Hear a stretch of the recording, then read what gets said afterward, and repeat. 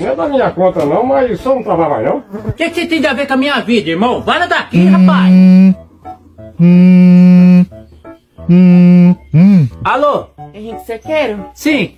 Foi o senhor que trouxe o currículo aqui na firma? Sim. Então, o currículo do senhor foi o melhor, o senhor foi escolhido para trabalhar aqui. Quanto é o salário, dona? Um salário mínimo.